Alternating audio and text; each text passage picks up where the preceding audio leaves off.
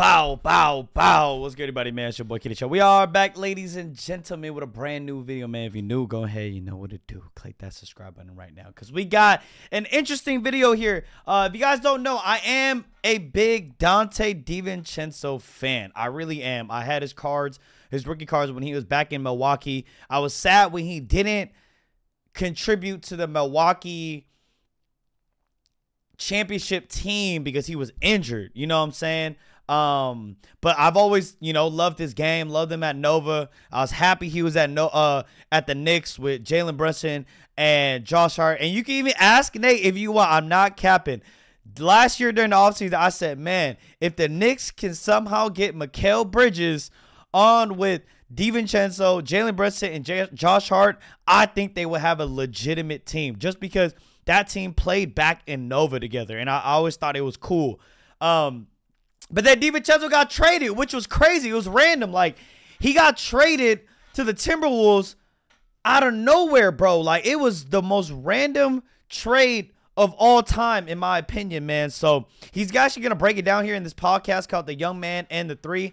I thought this was The Old Man and the Three, and it was JJ Redick's podcast with this boy, but I don't know. I'm confused right now. But comment down below if you guys know the answer to that. But let's get into this video. I want to hear a little behind the scenes. I mean, trades happening that close to the start of the season, right? Obviously, you have deadline stuff, you have summer stuff in July, but they're kind of an anomaly. They don't happen as often. Yeah. And, you know, you're ramping up. I know you got a little one. I know you got a family. So all of a sudden you're thrown into a new city just prior to, you know, a new season. So you have the basketball adjustment, but you have the life adjustment as well.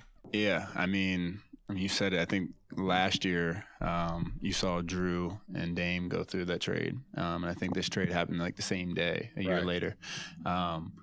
Obviously, no one, you know, you don't expect it at that time. Obviously, everything's kind of like around free agency or around the deadline. So, you know, you're just getting ready for the season. And like you said, family settling in. Everybody's kind of planning what trips they're going on and when their family coming to games. And then, boom, it happens. I think the toughest thing for us was, you know, when I came out here, when the trade was official, we left like the day after or something, go to Palm Springs. So, like, I had my family come out here, and I was like, hey, I'm leaving tomorrow. So they're like, wait, you're dropping us in Minnesota, like, unfamiliar with everything, and then you're just bouncing for a week? So that's the hardest thing that people don't understand about the NBA. What did you think when you heard about the trade? I was super surprised, man. Donte and I have the same agent, so I was doing a little behind the scenes of like, was this expected? Was there like steam building? Like, what was going on? I think it caught a lot of people by surprise. Obviously, that was really random, not gonna lie. But I think it's also such a unique deal because both teams had such success last year. Yeah. And nowadays, and even dating back more than just, you know, the recent NBA, but there's this propensity to want to run things back. And, hey, we had a great crack. You know, you guys had injuries in New York. Hey, let's give it another grow with this group. You have this chemistry. You guys are doing GQ shoots with the Villanova boys. Like, the whole thing, right? Like, the timing of that being released. The whole thing. So then all of a sudden it's like, you know, you have something that's special in the NBA, which I found is hard to come by, which is like real camaraderie and like the shit that has nothing to do with basketball that always translates to basketball. So to throw a wrinkle into that is a risk, right? And that cuts both ways, obviously what Minnesota had as well.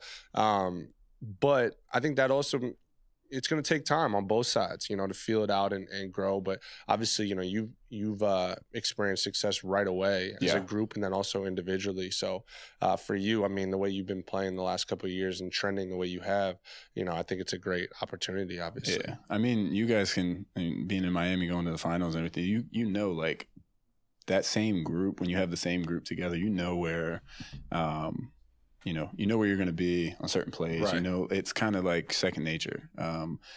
We were just talking, my fiance and I were talking, like, this is the 4th straight year to start training camp with 4 different teams.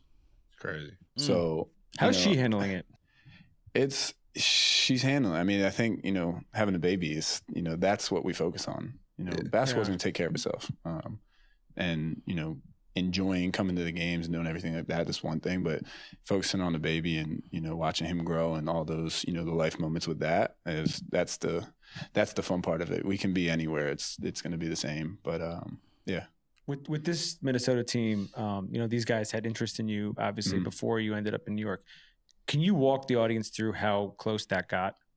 Yeah, I mean, it got super close. I mean, it was, you know, down to a couple teams with, you know, Minnesota being up at the top of my list as well as New York. I mean, obviously, you look at, you know, having an injury I had before and, you know, money factor, and you never know with this league. So, just comes down to security for my family and knowing I had a little one on the way. And obviously playing with, you know, college teammates obviously makes it intriguing. But I think what made it the most intriguing is having family. You know, hour and a half train ride, they can come to every game. So I think was the biggest selling point for me. But I couldn't, you know, I told you guys before, like, you think about all the trade situations. I've been traded before. So, like, I couldn't ask for a better trade situation to go to. Right. You're going to a team that is a contender. You're going to a team that you know, we're looking at in free agency, and you're going to a team that has a stud that, you know, is young. Yeah. And, it's going crazy right now. You know what I mean? Just going bonkers. And, like, the energy that he gives to the organization is, you know, you see it from the outside, but, like, when you're here, he makes coming to work every day just so enjoyable. And that's, you know, something that is very, very, very fun. Yeah, I mean, he's got this, like, infectious personality. I mean, it's obviously with, like, the starting five stuff. I think some people saw a little even more behind the scenes into that. Sorry, y'all. But yeah, man, I mean, nonetheless, I don't know about the trade personally. I can't lie. Julius Randle, Divencenzo on the Timberwolves, and then the Timberwolves gave away Cat. The Timberwolves just went to the Western Conference Finals last year against the Mavs. I mean, the Knicks were pretty good. I don't know. I mean, it was an interesting trade. It definitely caught a lot of people off guard. I mean, I guess at the end of the day, business is business. But I feel like the Knicks should have only got rid of Randall, you know, for, I don't know, somebody else. Like I feel like getting rid of the Nova group, because that's what you traded for with Mikal, to the Knicks and so forth. It was honestly a weird trade. I don't think it really diminished the power of both the Knicks and the Timberwolves, but at the same time, I don't think it really made them better. I feel like the Knicks won the trade more than the Timberwolves in this, if I'm gonna have to choose a side. But I mean, at the end of the day, like I said, business. Donte DiVincenzo's playing, you know, okay over there. Randall's playing a little better. At least he's getting minutes. Cat's playing good with the Knicks. So I guess in the end, it did work out. But at the end of the day, I wish they did. They were able to keep the Nova group, man. Be sure to go subscribe to the channel. Let me know what you guys think of the opinion about the Timberwolves and the Knicks, man. On that, I'm out to stay. Peace.